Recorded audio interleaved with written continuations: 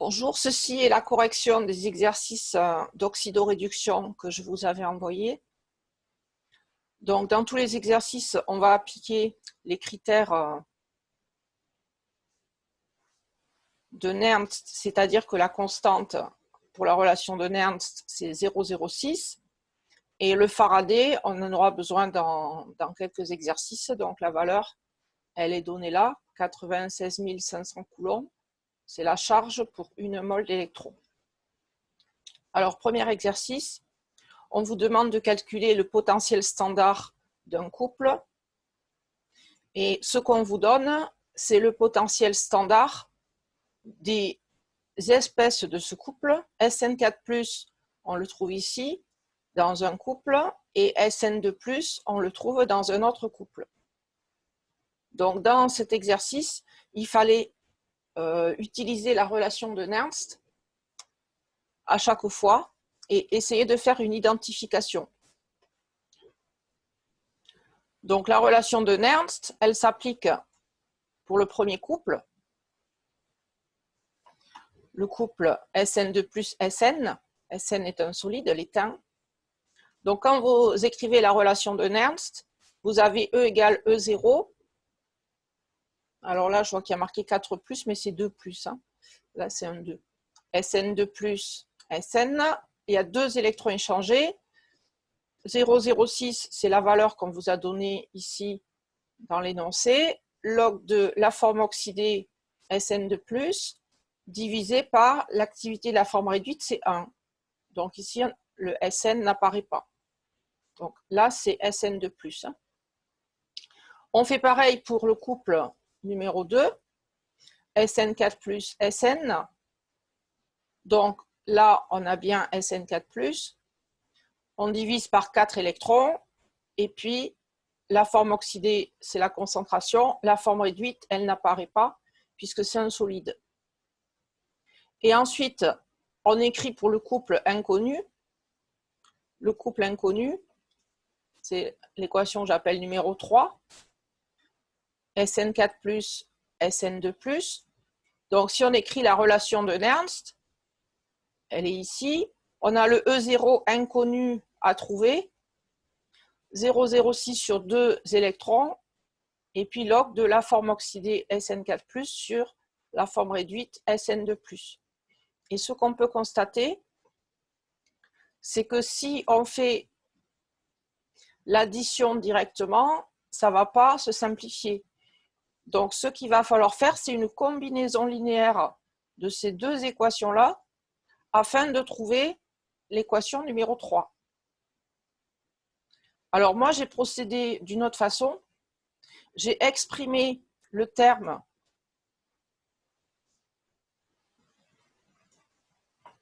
ici, 0,06 log de SN4+, sur SN2+, juste ce terme-là, sans le coefficient 2.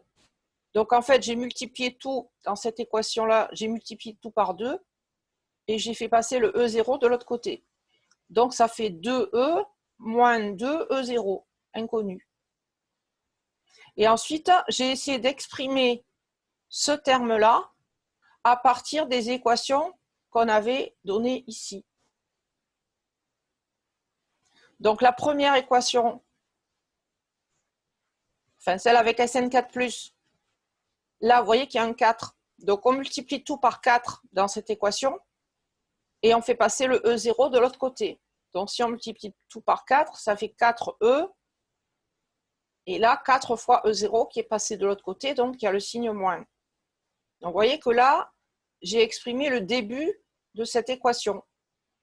Et si je fais une soustraction avec 0,06 log de SN2+, ça me donnera directement la solution. Donc, dans le deuxième, j'ai exprimé, c'est pour éviter d'avoir une soustraction, log de 1 sur SN2+. Alors, pour avoir l'inverse, c'est comme si on avait mis un signe moins ici devant. Donc, c'est ce terme-là qui est passé de l'autre côté du égal. On a tout multiplié par 2 aussi. Donc, comme ce terme, il est passé à gauche et le E est passé à droite, donc ça fait moins 2E plus de E0. Et là, on a bien Sn2+. Et là, vous voyez qu'on a fait une combinaison linéaire, puisque cette équation-là, 0,06 log du rapport, c'est comme si j'ajoutais directement ces deux termes-là, puisque lui, il est en bas.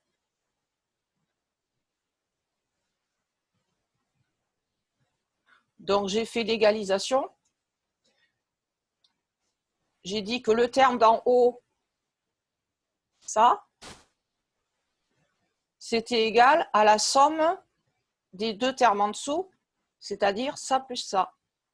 Donc, quand vous les additionnez, il y a 4E moins 4E0, plus le deuxième, moins 2E, plus E0.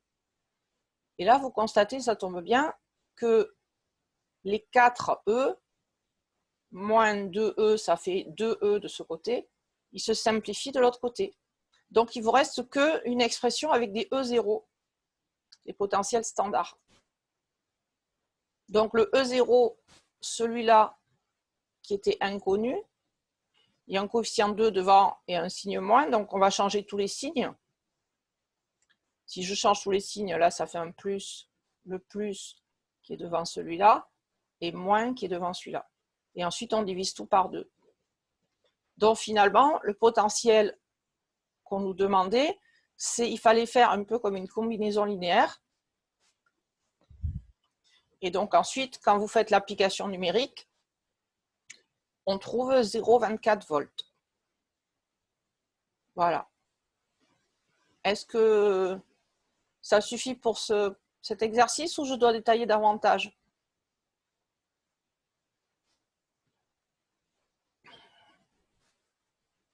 Ça a l'air bon.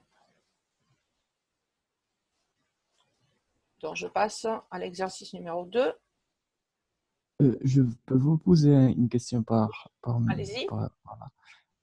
juste la méthode que vous venez d'utiliser, elle marchera toujours. Genre, les potentiels, eux, s'annuleront toujours avec cette méthode pour toutes les équations. Oui, ça va toujours se simplifier parce qu'en fait, on a une combinaison linéaire entre les différents éléments. Et dans la relation de Nernst, en fait, si on fait la combinaison linéaire de ces deux équations, avec les coefficients qui vont bien, on doit trouver cette équation-là. Donc, il y avait deux méthodes. Moi, j'ai utilisé d'exprimer tous les logs d'une certaine façon et après de les simplifier.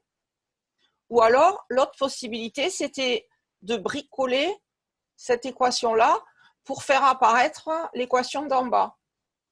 Et ça serait revenu au même. Et les E, de toute façon, ils vont se simplifier, puisqu'à l'arrivée, on a des E0, le E0 inconnu, en fonction des autres E0.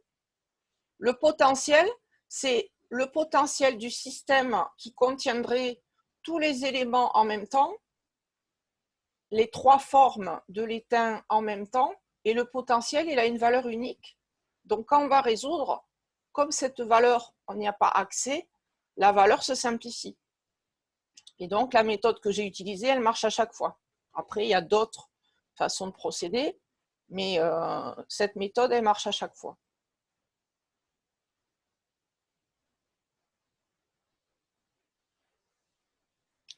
Alors, deuxième exercice, cette fois, on faisait intervenir un gaz.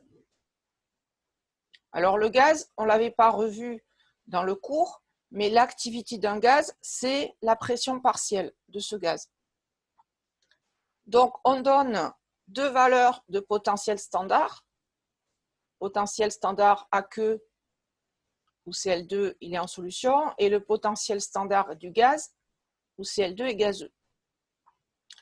Donc, on demande la constante d'équilibre de cette réaction-là. Alors, une constante d'équilibre, je vous rappelle que c'est l'activité des produits, c'est-à-dire ça, divisé par l'activité du réactif. Alors, l'activité du produit, le dichlore, c'est une espèce soluble, donc ce sera la concentration divisée par C0, avec C0 mol par litre. Et pour le gaz, l'activité d'un gaz, c'est la pression partielle de ce gaz, la pression qu'aurait le système si on avait uniquement ce gaz et rien d'autre.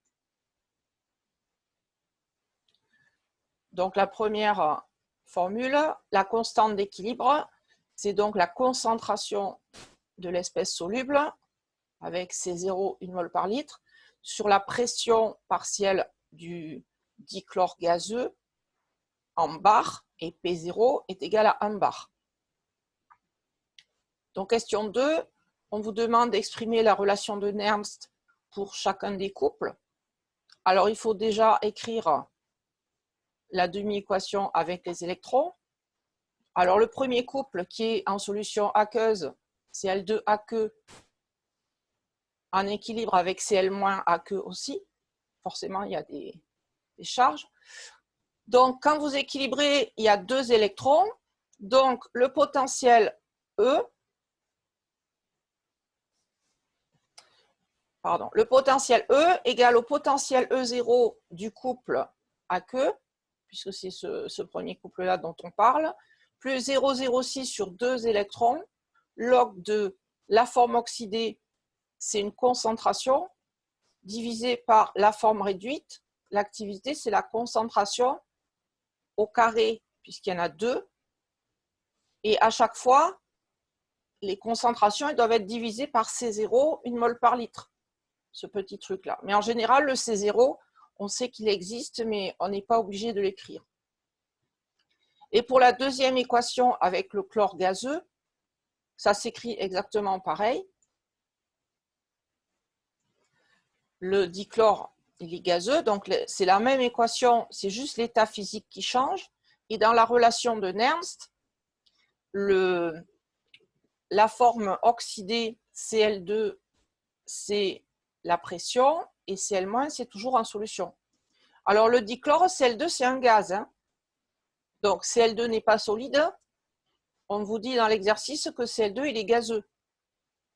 Alors c'est vrai qu'il existe pour les piscines le désinfectant qu'on appelle le dichlore et qui sont des pastilles solides, mais ce n'est pas du dichlore directement Cl2. En fait, c'est comme si c'était de l'eau de Javel solidifiée, de l'hypochlorite de sodium. Après, dans l'eau de la piscine, les galets de chlore, c'est de l'eau de Javel solidifiée, en fait, ils vont se transformer en chlore. C'est pour ça qu'on dit que ce sont des galets de chlore. Mais le chlore, Cl2, c'est un gaz.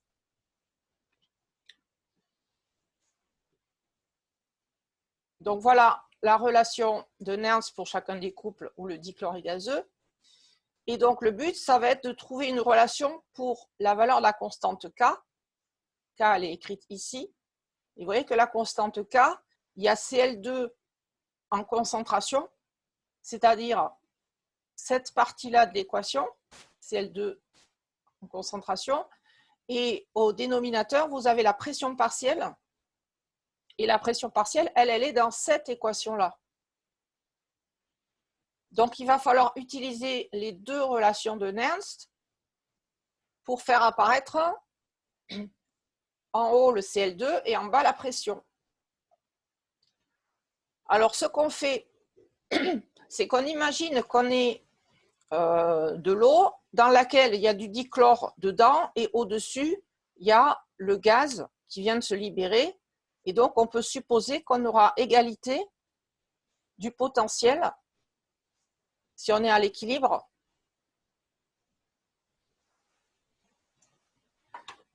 On peut dire que le potentiel exprimé par ce couple-là, c'est la même valeur que le potentiel écrit par l'autre couple. Donc, en fait, on fait un égal ici, égalité entre les deux équations. Et comme mon but, c'est d'avoir en haut la concentration Cl2, la concentration Cl2, elle est bien en haut. Donc, ce terme-là, il va rester de ce côté. Par contre, je veux avoir la pression en bas, au dénominateur. Or, la pression, là, vous voyez qu'elle est en haut. Donc, pour faire passer la valeur en bas dans le log, il faut que je change le signe. Et pour changer le signe, tout ce terme-là, je vais le faire passer de l'autre côté de l'égalité. Et le E0 aqueux, je vais le faire passer de l'autre côté. Donc, finalement, qu'est-ce qui va me rester? il va me rester ce terme-là, 0,06 sur 2 log Cl2 à queue sur le terme avec les Cl-, moins celui-là. Et vous voyez que les termes avec les Cl- carrés, ils vont se simplifier l'un avec l'autre, puisqu'il y a exactement le même coefficient devant. Donc les Cl- vont se simplifier. Il va vous rester Cl2 à queue en haut, divisé par la pression en bas. Et donc, ça vous fait bien, dans le log, la constante K qu'on cherche, égale à la différence des E0 du gaz moins E0 à queue.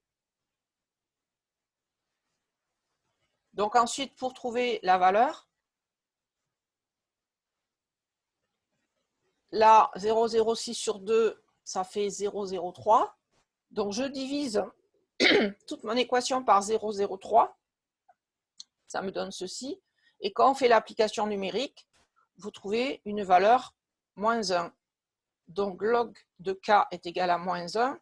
Si on veut trouver la valeur de la constante K, il suffit de faire la fonction réciproque du log, c'est-à-dire 10 puissance.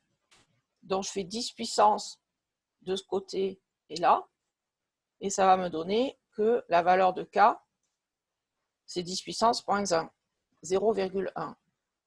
Donc la réaction, elle n'est ni totale ni limitée, elle est équilibrée, mais elle est quand même assez défavorisée. Donc la dernière question, c'était déduire du calcul de K, que maintenant on connaît, 10-1, la concentration de dichlore dans l'eau à l'équilibre si on a une pression partielle 1 bar au-dessus de la solution. Donc on revient à l'expression K qui est donnée ici. On connaît la pression partielle PCl2 égale 1 bar. Donc ce terme-là, il va faire 1. Et donc on voit que directement, la concentration Cl2, ce sera la valeur de K, puisque ce terme fait 1. Donc finalement, la concentration Cl2, c'est la valeur de K. Mais par contre, quand on donne une valeur de concentration, on rajoute l'unité, mol par litre. Donc, pour que ce soit bien clair, K n'a pas d'unité. Et quand on donne le résultat de la concentration Cl2 à partir de la formule, je remets l'unité parce qu'en fait, la concentration Cl2, c'était divisé par C0 avec 1 mol par litre. Donc, les constantes K n'ont pas d'unité, mais quand vous donnez la valeur d'une concentration, à la fin, vous devez mettre l'unité. Est-ce que vous avez des questions là-dessus?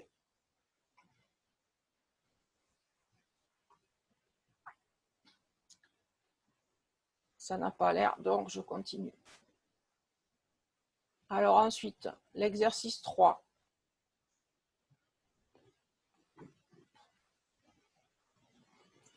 Alors l'exercice 3, cette fois, on va vous faire calculer une constante de réaction d'équilibre. Donc la réaction d'oxydation du zinc par les ions nitrates. Alors vous avez ici les couples, le zinc Zn et les ions nitrates NO3-. Donc la première chose à faire, c'est d'écrire les deux couples dans le sens où ils vont avoir lieu. NO3-, c'est le réactif, puisqu'on vous dit le zinc par les ions nitrates. Donc NO3- donne NH4+. Donc quand vous équilibrez, vous avez 8 électrons. Et la réaction, le couple du zinc, dans le sens où la réaction va se produire, ce n'est pas dans le sens du couple Zn2 plus Zn, mais c'est bien le zinc solide qui va réagir. Donc Zn donne Zn2 plus 2 électrons. Donc quand on veut écrire une réaction d'oxydoréduction, il faut éliminer les électrons, puisque les électrons ne peuvent pas passer dans la solution. Donc on est obligé de multiplier par 4 ici. Donc on aura bien 8 électrons. Et ensuite, on fait la somme des deux équations directement. Donc, on voit que 4 moles de zinc réagissent avec 1 mol de NO3-. Alors ensuite, ils ont demandé de calculer la constante de réaction. Donc, la constante de réaction, c'est la formule qu'on avait vue en cours. Kr égale 10 puissance en haut, N, c'est le nombre d'électrons échangés. Il y en a 8, divisé par 0,06, et puis la différence E01 moins E02. Donc, pour trouver cette formule-là, cette expression, je l'avais fait dans la correction du TP, dosage du fer par manganimétrie. Il fallait égaler les deux potentiels de Nernst de ce couple et de celui-là, bidouiller un petit peu, et on arrivait à cette expression.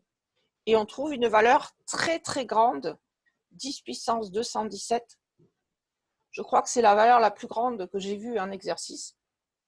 Des fois, ça faisait planter la calculatrice des élèves, puisqu'il y a certaines calculatrices, elles sont limitées à 10 puissance 100. Et donc, quand vous calculez cette valeur, la calculatrice buguait. Donc, c'est pour ça que je mettais une valeur très grande. Conclusion, on a une constante très grande devant 10 puissance 3, 10 puissance 4, donc la réaction est totale. Cette réaction va se faire jusqu'à épuisement du réactif limitant. Alors, quel est le réactif limitant? Donc, question 3, on vous demande quel volume de solution d'acide nitrique pour oxyder un morceau de zinc de masse 3 grammes. Donc, il faut d'abord calculer la quantité de matière des constituants. Donc, je commence par le zinc. Le nombre de moles de zinc, c'est la masse 3 divisé par la masse molaire 65. 3 sur 65, ça fait 4,6 10-2 moles. Et là, pour savoir le nombre de moles de nitrate NO3- nécessaire, on voit qu'il faut 4 moles de zinc pour 1 mol de nitrate. Donc le nitrate, il suffit d'en avoir 4 fois moins que celui de zinc. Donc le nombre de moles nécessaires de nitrate pour détruire le zinc, c'est 4 fois moins que le nombre de moles de zinc, puisqu'on voit que 1 mol, ça suffit à faire réagir 4 moles. Donc ça, si on divise par 4, ça fait 1,15 10-2 moles. Et le piège qu'il y avait, c'est que la réaction, quand ça réagit avec l'acide nitrique H+, plus NO3-, le limitant dans la réaction, si Zn a été complètement consommé, on voit qu'il faut 10 moles de H+, pour 1 mol de NO3-. Donc le réactif limitant, pour l'acide nitrique H+, plus NO3-, le limitant c'est H+. Si jamais vous mettez 1,15 10-2 mol d'acide nitrique H+, plus NO3-, dès que vous allez avoir utilisé H+, la réaction va s'arrêter, puisque H+, il n'y en aura plus. Donc le limitant, c'est H+. Donc là, je vous garantis qu'en colle, j'ai piégé absolument tous les élèves.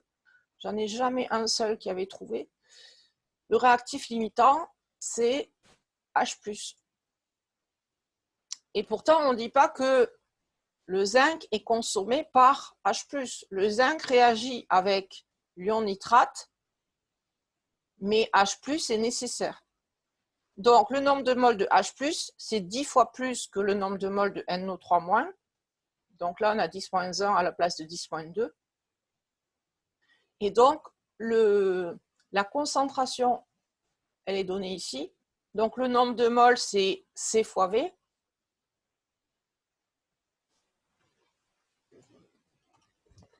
Donc, le nombre de moles de H+, c'est la concentration qui était donnée fois le volume. Et on trouve un volume, finalement, de 1,15 litres. C'est énorme. Mais bon, l'acide nitrique, en même temps, il n'était pas très concentré. Il était uniquement à 10-1 mol par litre. Donc, si jamais vous aviez oublié le facteur 10, le fait que ce soit H plus le limitant, vous auriez trouvé 115 millilitres ou 0,115 litres. Donc, il vous manquait le facteur 10. Voilà, là, il fallait faire attention que le réactif limitant, c'était H plus et non pas juste NO3-. Est-ce que vous avez des questions sur l'exercice 3?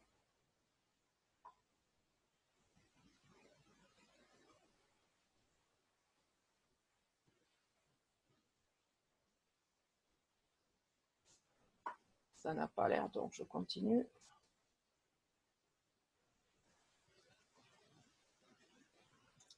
Alors, exercice 4. Alors, j'ai plus l'énoncé sous les yeux, mais donc, on vous demandait, première question, de trouver les concentrations de sel moins dans le bécher A et dans le bécher B. Donc, une solution, elle est électriquement neutre. Électriquement neutre, ça veut dire au niveau des charges, il y a autant de charges plus dans le bécher, en solution, que de charges moins. Donc, si jamais vous avez 0,2 mol par litre de Fe3+, ça vous fait combien de charges plus? Ici, comme il y a 3 charges, c'est comme s'il y avait 0,6 mol par litre de charge plus, 2 fois 3. Et ensuite, Fe2+, il y a 2 charges plus à 0,1 mol par litre. C'est comme s'il y avait 0,2 mol par litre de charge plus. Donc, le nombre de charges plus, il y en a 3 mols à chaque fois qu'on a Fe3+, et 2 mols à chaque fois qu'on a Fe2+. Donc, des charges plus dans la solution, bécher A, on a 0,8 mol par litre. Donc, comme la solution, elle est neutre, il y a autant de charges moins que de charges plus, et les charges moins, Cl-, il y a une seule charge. Donc, forcément, pour une seule charge, c'est la même concentration que la somme qu'on a trouvée. Donc, la concentration en Cl- dans le bécher A, c'était 0,80. On fait pareil dans le deuxième bécher, sauf qu'on a des concentrations différentes. Donc, les charges plus, il y a 3 fois 0,1 mol par litre, plus 2 fois 0,2 mol par litre. Donc, ça fait 3 fois 0,1, ça fait 0,3. Et 2 fois 0,2, ça fait 0,4. Donc, on trouve des charges plus, 0,7 mol par litre de charge plus. Et comme c'est uniquement Cl- dans le bécher qui font les charges moins, du coup, ça s'annule. Ça se neutralise. Il faut la même valeur, 0,7 mol par litre de charge moins. Alors, question 2. On vous demandait de trouver le potentiel dans le bécher A à l'état initial. Donc, le potentiel EA initial, voilà, on voit que j'ai écrit de travers dans mes corrections. Donc, dans le bécher A, vous avez une électrode de platine et 2 formes solubles, les formes Fe3+, Fe2+. Donc, on voit que c'est un type d'électrode, ce bécher, que j'avais appelé 3e espèce. Le platine, il est là uniquement pour faire la jonction électrique avec le système. Et donc, on a le couple Fe3+, Fe2+, dans la solution. Donc, le potentiel pour l'état initial, c'est E0 de ce couple-là, Fe3+, Fe2+. C'est vrai que vous avez Cl- dans la solution, mais comme on ne vous dit pas qu'il y a du Cl2, du dichlore, on ne va pas faire intervenir le potentiel avec Cl-. C'est vrai que dans l'exercice d'avant, ici, on avait des couples avec Cl-, Cl2, mais comme dans l'exercice sur les piles, on ne vous en parle pas, donc on suppose que Cl- ne sert à rien. C'est comme si c'était une espèce spectateur. Donc, on a le potentiel qui est donné par Fe3+, Fe2+, plus 0,06 log de la forme oxydée Fe3+, divisé par la forme réduite Fe2+. Donc là, il suffit de remplacer les concentrations initiales. Fe3+, c'est 0,2, l'autre 0,1. Donc, on voit que le rapport des deux, ça fait 2, log de 2. Et quand on fait l'application numérique, on trouve une valeur qui ressemble à cette valeur-là. Ça a très peu changé puisque 0,06 devant le log, ça fait un terme petit. Donc ensuite, on vous demandait le potentiel initial dans le bécher B. C'est exactement le même principe puisque vous avez les mêmes couples. Ce qui va changer, c'est la concentration. Donc dans le bécher B, c'est la même formule exactement, sauf qu'on n'a pas la même application numérique. Cette fois, le rapport, il est de 1 sur 2. Il est inversé par rapport à l'autre. Et donc, on a une valeur qui ressemble à 0,77, mais cette fois qui est un peu plus petite. Question 4, on vous demandait la différence de potentiel au début, si on avait branché un voltmètre. Donc, la différence, il suffisait de faire la différence entre les deux valeurs. Ça, c'est la question la plus simple. Donc, la différence entre les deux, on voit que le bécher A, c'est le pôle plus, puisque son potentiel est plus grand, 0,036 volts. Donc, c'est une valeur vraiment très, très petite. Donc, ça veut dire que ça ne suffirait pas pour allumer même une LED. Hein. C'est vraiment une valeur très faible. Donc, question 5, on vous demandait de dessiner le circuit avec les pôles, les charges, les sens des électrons, etc. Donc, comme le bécher A, il a un potentiel supérieur à celui du bécher B, le bécher A, on va dire, c'est le pôle plus, et le bécher B, du coup, c'est moins. Donc, l'intensité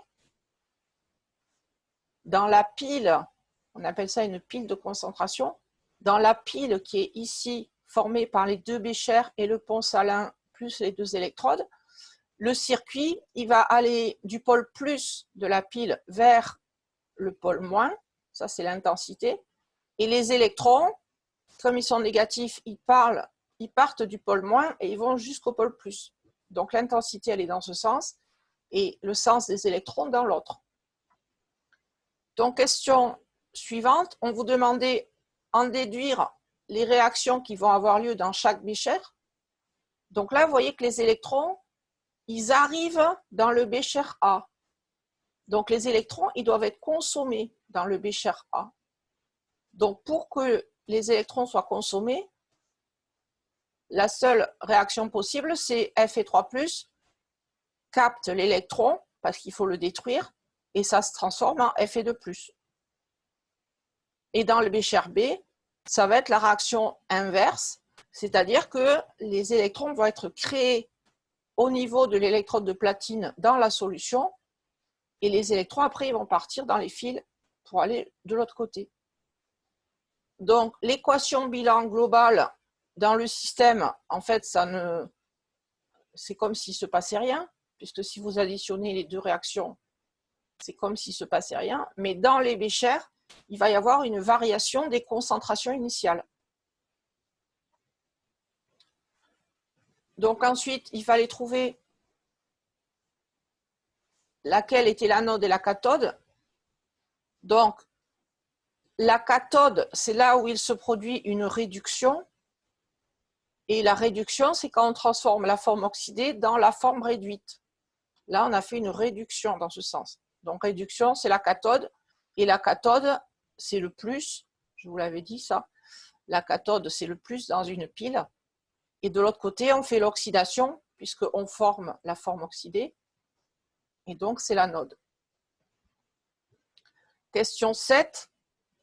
On vous demandait quelle serait la valeur de la différence de potentiel à la fin, au moment où la pile ne débiterait plus de courant. Si la pile ne débite plus de courant, ça veut dire qu'il n'y a plus de différence de potentiel. Les deux potentiels seront égaux. Et donc, si les deux potentiels sont égaux, Ça veut dire que le potentiel de l'électrode A est égal au potentiel de l'électrode B. Et si vous avez la même valeur de potentiel, on a une différence de potentiel nulle entre les deux, et donc il ne se passe plus rien, on serait en état d'équilibre. Donc pour avoir égalité des deux potentiels qui sont donnés ici, sauf qu'on n'est plus à l'état initial, mais on est à l'état d'équilibre, si on a égalité des deux formules, ça veut dire qu'on a égalité des termes ici, puisque tout le reste est constant.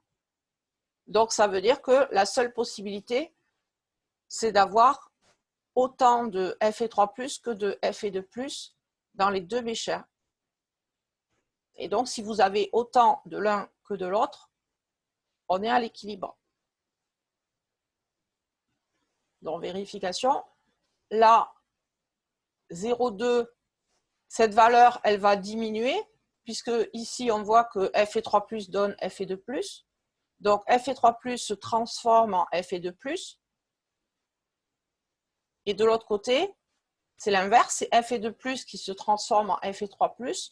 Donc, on voit facilement que si on transforme 0,05 mol par litre ici et là, on va se retrouver avec les mêmes concentrations Fe3+ et Fe2+ dans les béchers.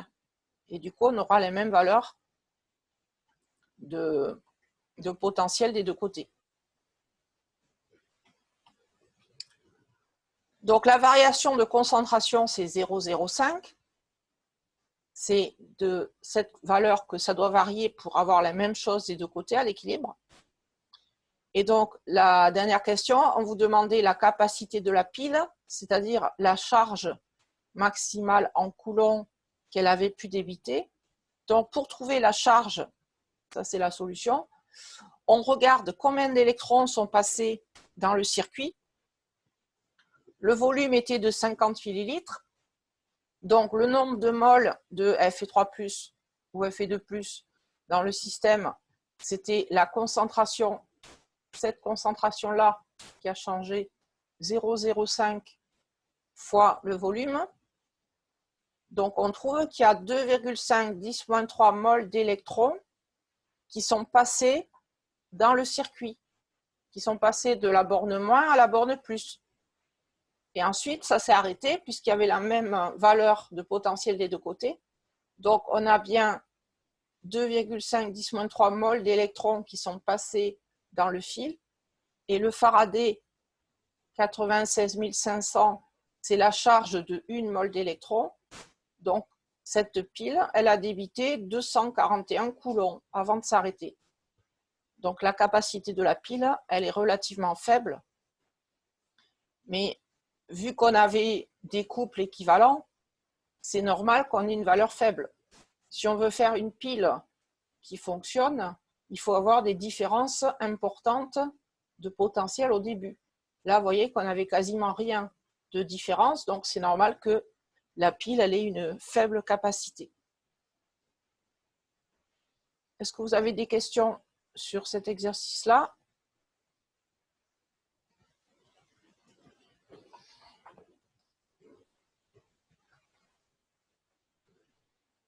Apparemment non, donc je continue. Alors l'exercice 5, c'est l'étude des piles Leclanché, c'est les piles cylindriques. Donc première question, on vous demandait de trouver la réaction qu'il y avait au niveau du zinc. C'est dommage que je n'ai pas l'énoncé avec. Donc le zinc, il est ici et il va disparaître. Donc forcément, il va se transformer en Zn de plus. Donc l'équation au niveau du zinc, c'est Zn donne Zn de plus 2 électrons. C'est une oxydation puisqu'on crée la forme oxydée. Et au niveau de MnO2, on vous donnait le couple. Donc au niveau de MnO2, l'équation avec le couple qu'on vous donnait, c'était MnO2 donne MnO2H. Et quand vous équilibrez, vous voyez qu'on passe de la forme oxydée à côté des électrons à la forme réduite. Donc ça, c'est une réduction. Question 3. En déduire l'équation quand la pile fonctionne. Alors, on ne peut pas additionner directement les deux lignes, parce que si on le faisait, on n'aurait pas le nombre d'électrons le même, et donc il en resterait. Donc, on est obligé, cette ligne, de la multiplier par 2, et ensuite, on additionne. Ça s'appelle faire une combinaison linéaire. La première ligne fois 1, plus la deuxième ligne fois 2. Et là, vous avez éliminé le nombre d'électrons. Donc, c'est pour ça qu'on a un coefficient 2 ici, là et là. Question suivante, identifier l'anode et la cathode. Donc, l'anode, c'est là où se produit une oxydation. Donc, l'anode, c'est le zinc. Et la cathode, c'est là où il y a une réduction. Donc, c'est MnO2. Ça, c'était avec les définitions. Ensuite, question 5, on vous demandait la capacité de la pile. La capacité, c'est la charge débitée par la pile au maximum. Donc tout à l'heure, la capacité, elle était de 241 coulombs. Je vous ai dit que c'est une valeur très faible, mais ce n'était pas une pile utilisable. Alors que ces piles-là, vous les avez souvent mises dans la télécommande ou dans des appareils, des jouets. Donc ça, c'est une pile qui va fonctionner pour de vrai. On va voir que la valeur qu'on trouve de capacité, c'est beaucoup plus grand que ça. Alors la capacité, c'est la charge débitée par la pile au maximum. Donc on vous dit que cette pile, vous pouvez la faire fonctionner pendant 100 heures, c'est beaucoup, hein, avec une intensité par contre faible. 20 mA, c'est très peu. Donc, pour trouver la charge récupérable, la charge qu'on va pouvoir utiliser, c'est la formule d'électricité Q égale I fois T, l'intensité fois le temps, avec l'intensité qui doit être en ampères, donc 20 10-3 ampères, et le temps, là, il faut le mettre en secondes, on est dans les unités de système international, donc le temps en secondes, 100 heures fois 3600 secondes pour une heure. Donc, vous trouvez une valeur 7200 coulombs qui est beaucoup plus importante que les 240 de tout à l'heure. Donc, la question suivante, c'était la plus difficile. Il fallait trouver de combien avait varié la masse de zinc et la masse de MnO2. Donc, pour trouver la variation de masse, il faut d'abord savoir combien de moles d'électrons on a échangé. Puisque là, vous voyez qu'une mole de zinc, ça libère 2 moles d'électrons. Donc, si on connaît le nombre d'électrons débités par la pile, en divisant par 2, on aura le nombre de moles de zinc qui a réagi et donc qui a disparu. Alors, pour trouver le nombre de moles d'électrons qui correspondent à 7200 coulombs, c'est la formule qu'on a utilisée tout à l'heure, celle-là, sauf qu'on va l'utiliser à l'envers. Au lieu d'avoir la charge, c'est le nombre de moles fois le Faraday. On aura le nombre de moles d'électrons, c'est la charge divisée par le Faraday.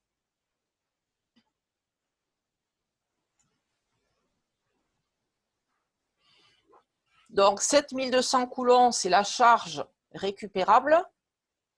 Et quand vous divisez par le Faraday, vous avez le nombre de moles d'électrons qui sont passés, qui ont parcouru la pile. Et on a dit que le nombre de moles de zinc, c'était la moitié du nombre de moles d'électrons, puisqu'il faut 2 électrons pour un atome de zinc. Donc le nombre de moles de zinc, c'est la moitié du nombre de moles d'électrons. Donc le nombre de moles de zinc qui a réagi, c'est la moitié. Donc là, ça faisait 725. J'ai gardé 3 chiffres significatifs. Et ensuite, pour avoir la variation de masse, ça c'est la formule que vous connaissez. La masse, c'est le nombre de moles fois la masse molaire. Donc, le nombre de moles ici, fois la masse molaire du zinc, 65,4. Donc, on voit que quand la pile a fini de fonctionner, la variation de masse de zinc, c'est de 2,44 grammes. Donc, ça veut dire que la coque de zinc, c'est l'extérieur, elle a diminué de 2,44 grammes. Donc, comme cette coque extérieure diminue, ça arrive souvent que ces piles, la paroi se perce et ensuite, quand on la touche, ça fait comme une substance blanche dessus qui est un peu poisseuse. Et en fait, c'est de l'acide. Il y a des moles d'H+, qui sortent. Donc, quand vous voyez une pile qui est très usée et qui a libéré un petit peu de substance blanche, il ne faut pas trop la toucher avec les doigts. Par contre, ça veut dire que la pile, elle est vraiment abîmée et ça risque de vous abîmer l'appareil dans lequel vous l'avez mis. Si c'est dans une télécommande et que la paroi se perce, ça risque d'abîmer les contacteurs dans la télécommande et ensuite, même en changeant les piles, la télécommande pourrait ne pas marcher. Alors ensuite, on vous demandait la variation de masse de MnO2. MnO2, c'est un réactif aussi. Et là, on voit que le nombre de moles de MnO2, c'est le même que le nombre de moles d'électrons. Donc, le nombre de moles d'électrons qu'on avait trouvé tout à l'heure, 0,075 moles, ça va correspondre au nombre de moles de MnO2 qui a réagi. Donc, c'est le même chiffre, 7,5 10-2. Et ensuite, on a la même formule que pour le zinc, sauf que la masse molaire,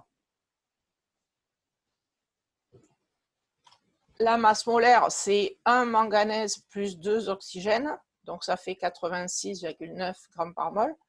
Et on trouve que la quantité de MnO2, c'est 6,5 grammes. Il en faut beaucoup plus en masse que pour le zinc, mais c'est parce que la masse molaire, elle est beaucoup plus importante. Et là aussi, il y a 2 moles MnO2 pour 1 mol de zinc. Et la dernière question, à quoi servait NH4Cl? Donc, on vous disait qu'il y avait un électrolyte. Électrolyte, ça veut dire une solution imbibée dans un gel. Donc, il y avait des Zn de plus.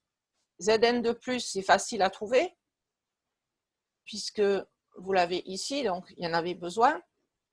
Cl le moins, on n'en a pas l'utilité, puisque aucune réaction n'utilise Cl moins. Donc, Cl moins, c'est un spectateur. Donc là, la question vous demande à quoi sert le chlorure d'ammonium, NH4+. Alors, NH4+, c'est un acide qui est dans le couple NH4+, NH3. Et donc, NH4+, première idée, c'est que ça fournit des H+ à la réaction, CH+ ici. Nulle part dans la pile, on vous dit qu'on a mis de l'acide. D'ailleurs, si on avait mis un acide trop fort, comme l'acide sulfurique par exemple, on aurait directement attaqué le zinc, comme l'exercice qu'on a vu tout à l'heure, le zinc est attaqué par l'acide. Tout à l'heure, c'était l'acide nitrique. Et la paroi se percerait beaucoup plus vite. Alors que là, NH4+, c'est un acide faible. Il va fournir des ions H+, mais très peu.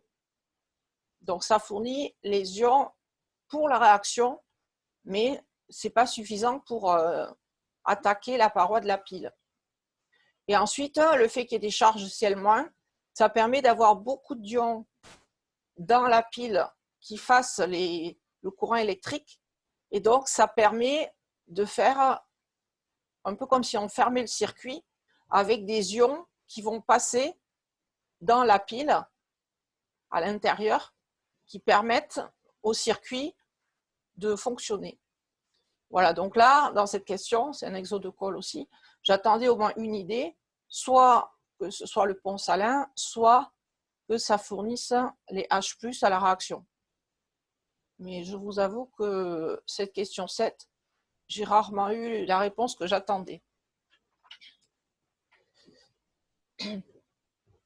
Pas de questions sur cet exercice?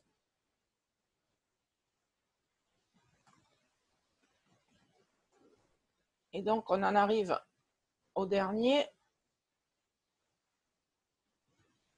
Alors le dernier, il était un peu plus difficile parce qu'il fait appel à des notions de cinétique qu'on a vues il y a très longtemps. Et donc, je me doute que vous aviez un petit peu oublié, mais bon, ça vous fait des révisions. Donc, on vous dit qu'on mélange des ions CO3+, avec des ions Fe2+, écrire la réaction bilan, la réaction. Donc, CO3+, il fait partie du couple CO3+, CO2+. Donc, le cobalt, il est obligé d'aller dans ce sens-là. CO3+, donne CO2+. Et Fe2+, il apparaît dans deux couples. Donc, comment choisir lequel va réagir? On voit que CO3+, il se transforme en forme réduite. Donc, CO3+, il subit une réduction. Donc, la seule possibilité pour Fe2+, pour qu'il réagisse, c'est qu'Fe2+, subisse une oxydation. Vous ne pouvez pas, CO3+, et Fe2+, les deux, leur faire subir la même réaction de réduction, puisqu'ils doivent réagir l'un sur l'autre. Donc, la seule réaction possible, ça va être CO3+, donne CO2+, et Fe2+, subit une réduction, Fe2+, donne Fe3+. Là, on avait un seul électron échangé. Déterminer la constante d'équilibre. Donc ça, c'est la formule qu'on a vue tout à l'heure. La constante K, c'est 10 puissance, le nombre d'électrons échangés, c'est un seul, divisé par 0,06, et ensuite fois la différence des potentiels E0. Donc E0 des couples du cobalt, c'est 1,80, moins E0 des couples Fe3+, Fe2+, c'est 0,78. Donc on trouve une valeur grande. En oxydoréduction, en général, on trouve toujours des valeurs très grandes, beaucoup plus que dans le cas des acides-bases. Donc on trouve une réaction très grande, conclure, la réaction est totale. Et elle se fera jusqu'à épuisement des réactifs limitants. Donc ensuite, la partie cinétique que je suis sûre vous avez adoré.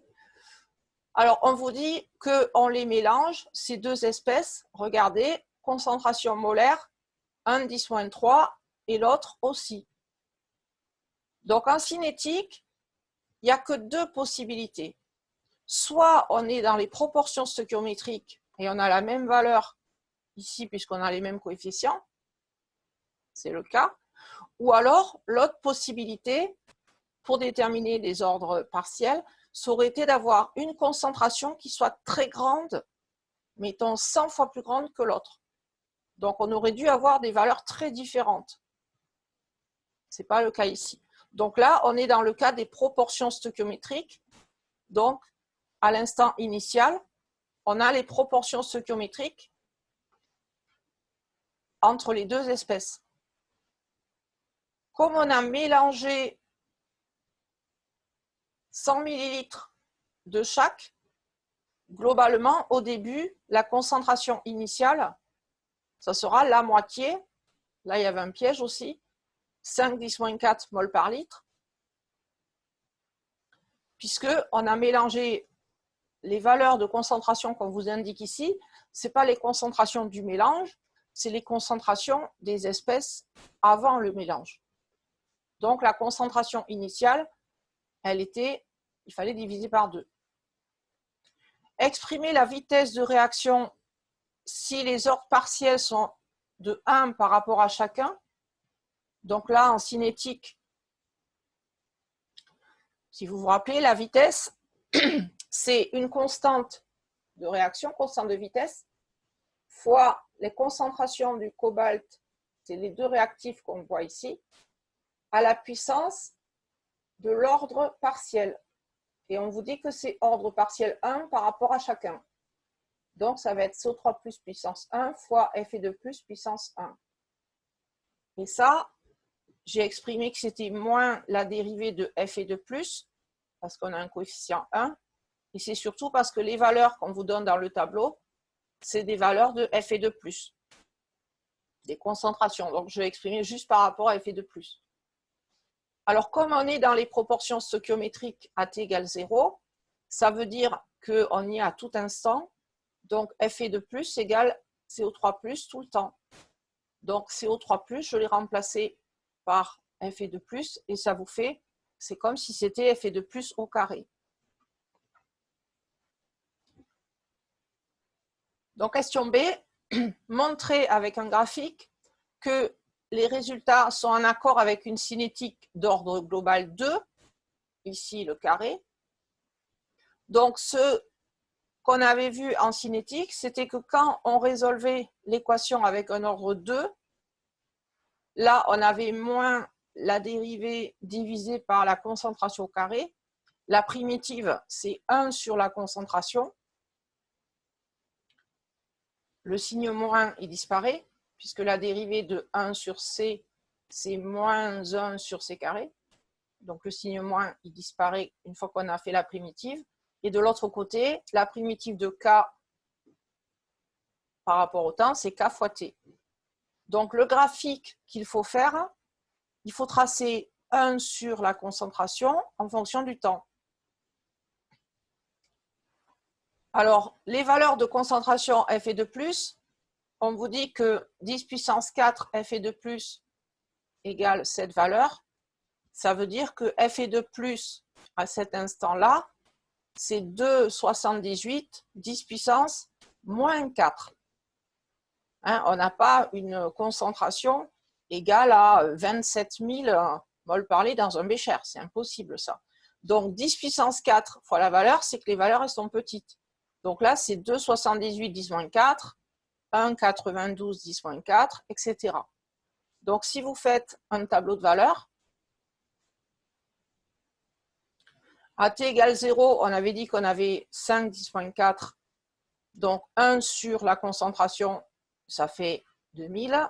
Et ensuite, 1 sur la concentration avec la concentration 2,78 10 moins 4, ça vous fait des valeurs ici dans le tableau.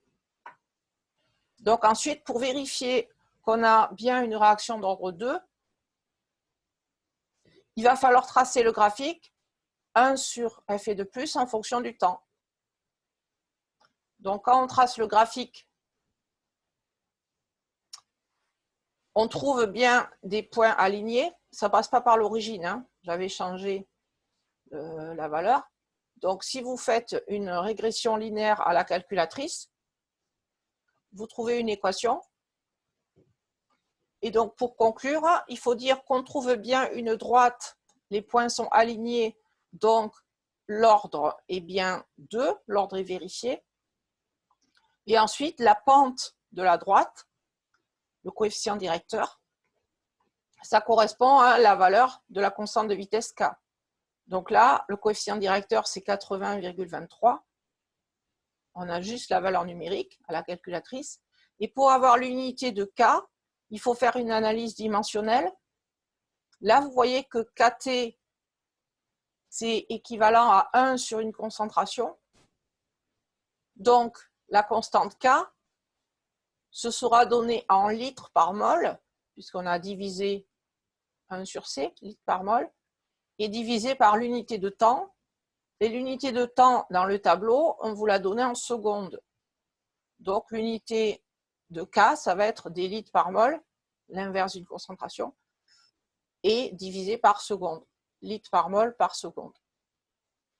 Voilà, j'espère que la cinétique n'a pas été trop difficile pour vous.